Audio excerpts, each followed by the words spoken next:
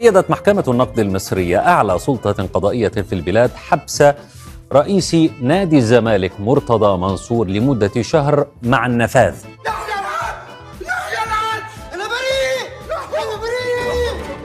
السلام عليكم ورحمة الله وبركاته. أهلا بكم مشاهدي قناة المايسترو. في حلقتنا النهاردة هنقدم الجزء الرابع من حصاد ضحك نادي الزمالك فيلم أسلحة الدمار الشامل 10 مرة، لأن شوية ضحك باقيين من نادي الزمالك سنة 2023 قلنا نلحقهم. محدش ضامن بعد عزل مرتضى منصور هنلاقي ضحك من نادي الزمالك ولا خساير بس. يا عم لسه طالع من السجن الوادي النطرون من شهر ولسه راجع. الناس بتقول لي الحمد لله على السلامة، اتعزلت، فالناس الحمد لله على السلامة تاني. هسيبكم مع كوكتيل ضحك نادي الزمالك. فانا هقف عند سيف فاروق جعفر، يعني هقف عند حاجه خدتوا فيها القلم مدوي. أنت بتتكلم جد؟ لا حول ولا قوة إلا بالله، والله ما أعرف غير منك دلوقتي يا أبو حميد. سيف فاروق جعفر خلاص خلصناه الحمد لله، وهو كان جاله ارقام كبيره على فكره. انا بشكرك طبعا يا سيف. خلصنا عقده الحمد لله. واحد انت بتضحك ليه يا عم انت؟ بيكذب. ده بيكذب. واحنا في انتظار الست والدته المحترمه، وده شيء محترم منه ان هي تيجي، واحنا بنوري العقد للناس. مش هتتأخر صدقني. أمينة بس خطفت رجلها تشتري ورقة بوسطة من امبارح المغرب وزمانها جاي.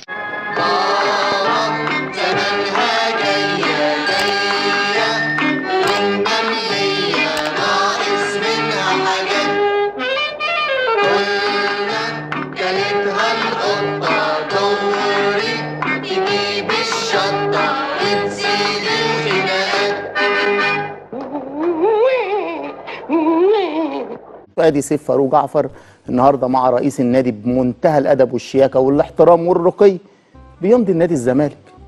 فقولا واحدا سيف فاروق جعفر في نادي الزمالك مضى في نادي الزمالك. اخر رصاصه ضربها ما طلعتش من الماسوره، ردت فيه وجت في صدره قتلته. بمناسبه النهارده يعني سنه جديده وان شاء الله سنه سعيده على المستشار مرتضى منصور. يعني سريعا كده، مرتضى منصور الاب في حياه احمد مرتضى منصور. مرتضى منصور الاب طيب حنين. ابوه كان بيبيع لبان. بيبيع سيديهات. واه، سيديهات اغاني ولا افلام؟ لا، سيديهات عليها فضايح. ايه دي؟ فضايح انس ولا دن؟ الاثنين. ابويا مجتهد، كان بيبيع سيديهات الجن دي بنفسه، فضايح الانس بقى بيبعت حد يبيعها هنا. مين الحد دي؟ لا مش هينفع اقول. قول اسم. لا مش هينفع اقول. يا سافل يا قليل الادب يا منحط.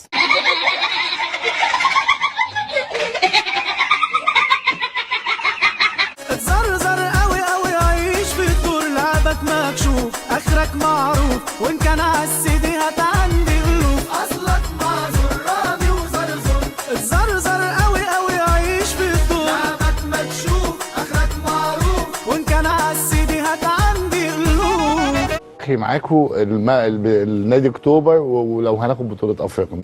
الا قول لي، هو ابوك لسه حرامي بياكل مال الغلابه ياض؟ يعني احنا عايزين نعمل الزمالك فوق الجميع فعلا. كل اللي عايز اعمله اني انهض بالفريق ويبقى فريق محترم كده وكويس وابقى نادي القرن. يا جماعة ما تنسوناش باللايك والشير وتفعيل زر الجرس. في البداية أنا اسمح لي أشكر المستشار مرتضى منصور لأنه عمل سابقة في الاتحاد الدولي لكرة القدم لم تحدث في تاريخ الفيفا. هتسألوني إيه هي؟ الأول مرة في التاريخ اتحاد كرة القدم الدولي يرد على نادي خلال 7 ساعات. يا دين النبي ايه الحلاوه دي؟ عظمه على عظمه يا ست. نادي الزمالك بعد انتهاء الوقف، قبل انتهاء الوقف، بعت يستفسر من الفيفا، الرد جه خلال 7 ساعات. كهربا مش هيلعب الا ما يجي تبعتوا لنا انتوا ورقه ندفع لكم فلوس. الله اكبر عليك! ايه الحلاوه دي؟ ايه الحلاوه دي؟ انت اللي ايه؟ اللهم صل على حضرة النبي. انت جبت المعلومات دي منين؟ دي عظمه نادي الزمالك وعظمه رئيس نادي الزمالك، ان الفيفا نفسه بيرد عليه خلال 7 ساعات. يا اخي ده الفيفا ما بيردش غير بعد شهور، المفروض كان يرد في 2 فبراير، ودي عظمه نادي الزمالك. والخطاب اللي وصل خلال 24 ساعه اللي فاتت النادي الزمالك ووصل اتحاد كره القدم بيقول لهم مش هيلعب الا بعد توفيق اوضاعه ودفع فلوس نادي الزمالك. لا واثقه من نفسيها مش واخد بالك. ده رد قاسي قاسي وقاطع، وفضح تجار الكلام اللي كانوا يروجوا قبل ال 11 يناير. فضح الكذابين والمضللين. مستطيل من يومنا وانا ودماغنا مهيسة وبنشرب احلى حتة في حجارة مغمسة. لكن الحقيقة الواضحة ان الخطاب وصل من الفيفا لاتحاد كرة القدم بناء على طلب مستشار مرتضى منصور او نادي الزمالك خلال 7 ساعات، ودي ما حصلتش. مش هيلعب الا ما يوفق اوضاعه، الا ما يدفع 2.5 مليون دولار. انا بابا يالا. هتقول لي كهرباء هيتوقف 3 فترات قيد، يعني 1.5 سنة. يعني النادي الاهلي اللي بيلعب فيه كهرباء هيدفع له كل سنه 15 مليون جنيه، تعتبر اهدار مال عام. حمراء. هو مش كهرباء ده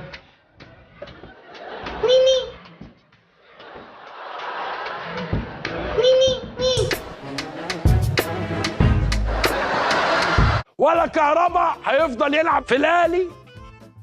كهرباء مش هيكمل. كهرباء ان شاء الله يوم 2 فبراير ينقطع الفولت. الفولت العالي وصل الفولت العالي وصل. The goal of the year goes to أفضل هدف محمود كهربا. تذهب إلى محمود كهربا لاعب النادي الأهلي. بحر موج عالي وعلامة بارزة في مجالي. من امتى القرش الأبيض بيعوم في البحر الأحمر؟ يبقى الأحسن والأفيد تدخل مدرستي يا سكر. اللي حب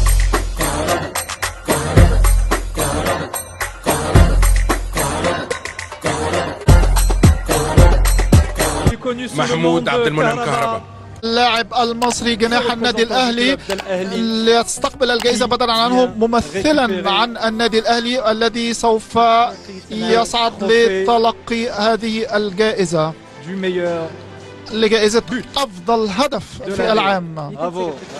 برافو. What a beautiful trophy. جائزة جميلة فعلا. ايه ده؟ ايه الطعابة والحلاوة دي اقسم بالله.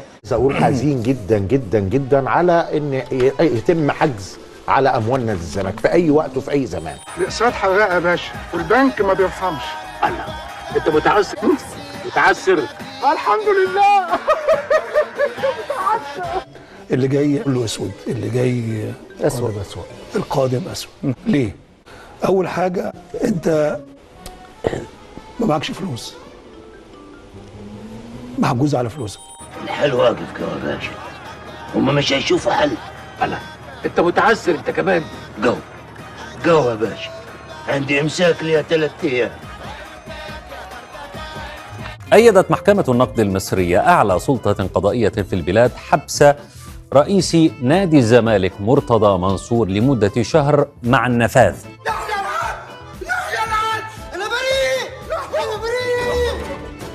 بتهمة سب وقذف رئيس نادي الأهلي محمود الخطيب.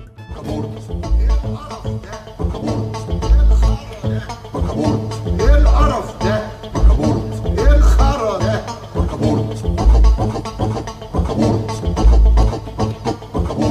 تم ترحيل مرتضى منصور إلى السجن لقضاء الحكم بالحبس، وهذه هي لحظات ترحيله. خد يا عايزين نجرب. تجرب ايه؟ انت مش بتغني يالا؟ بغني. غني. سيبه وزقاق. سيبها ما تخافش. غني. حساب مرتضى منصور علق على الحكم وقال رئيس النادي الأهلي يسجن رئيس نادي الزمالك لأول مرة في تاريخ الرياضة. اوعى تفتكر يا محمود يا خطيب اللي حابسني تتبهدل لو انت فاكر كده. عندي شعرة ساعة تروح وساعة تيجي. أنا عندي شعرة ساعة تروح والساعة تيجي. أنا عندي شعرة ساعة تروح والساعة تيجي. أنا عندي شعرة. ربنا مش همك فيك حد يا باشا. ربنا مش همك فيك حد بقى يا باشا. الناس كلها عارفة انت كنت أسد. طلعت أسد. غني. بابا يا بابا يا بابا. بابا يا بابا يا بابا. ماما يا ماما يا ماما.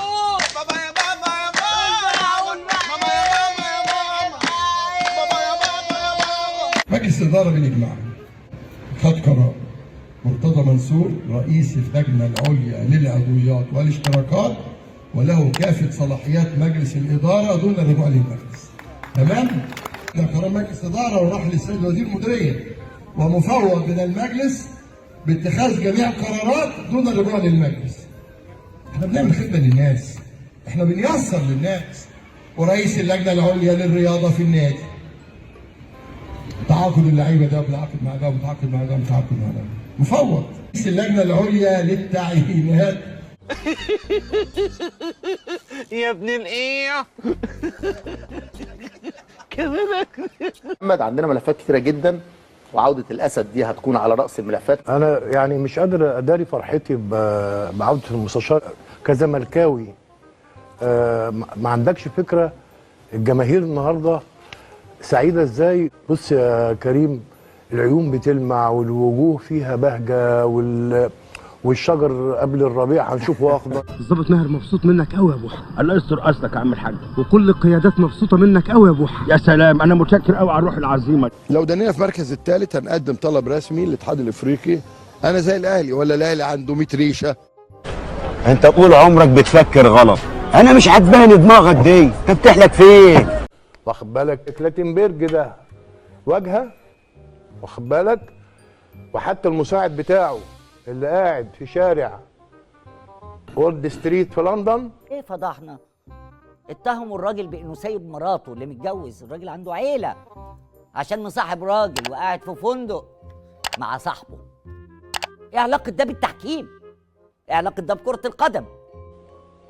واللي صديقته سابته من 3 سنين لاسباب تتعلق برجولته. ايه التلوث اللي انا سمعته ده؟ انت نشرتي المرض كله في المدرسه. ها؟ جايبه مقعده ليه هنا في الفندق؟ انت ايه حكايتك بقى؟ هي نوع مختلف وانت قلت لي وضعك مختلف. ايه انت واخد الدنيا من ورا ولا ايه؟ علاقته ان هناك صوت واحد لا يعرف الا السباب، هو مالك الخزنه، يؤتش سباب من يشاء ويمنح صكوك الغفران لمن يشاء. هو احنا مكتوب علينا الناس دي تبقى متحكمه في الرياضه في مصر؟ فما نروحش بقى بعيد. الراجل كلاتنبرج ده بسمعته السيئه في السعوديه زي ما قال الاستاذ عبد الشافي، وسمعته السيئه في لندن، وصداقته المشبوهه. كلاتنبرج واحد من اقوى الاسماء في العالم، هربت، خد ديله في اسنانه وجري بره مصر فضحنا واكبر الصحف العالميه اللي فطحانه في المنطقه والمحطات الفضائيه. مرتضى منصور اللي اعتبر نادي الزمالك عزبه ليه وولاده بموافقه الزملكاويه، ومحدش يقول لي هو مفروض عليهم لانه جاي بالانتخابات مره واثنين وثلاثه. انا مشكلتي الاساسيه النهارده كمحمد رجب الزملكاوي 50 سنه هي ان الزمالك بدون مرتضى منصور مفيش زمالك. والله يا ستان اما الاقي ياكل ولا الاقي يشرب ولا الاقي حاجه خالص يا ستان. انتي بابا وانتي ماما وانتي انور وجدي وانتي كل. مرتضى منصور هو واحد منهم، هو اللي بيمتعهم، هو اللي بيبسطهم.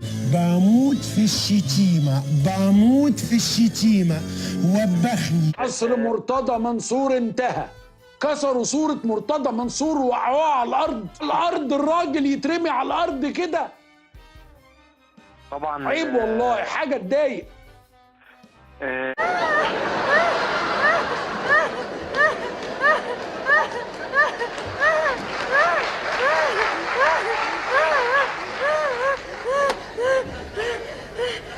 من الاول عشان الحبايب يا جميل. نادي الزمالك اللي ما عندوش مجلس اداره ولا رئيس نادي ولا جهاز فني ولا لعيبه، والجماهير لحد النهارده منتظره ان هو يكسب وبتقارنه بالنادي الاهلي. الله يكون في عونه. ما عندناش حاجه نخبيها، كل حاجه كهرباء امام عاشور الخطيب النادي الاهلي فيما عدا حاجه.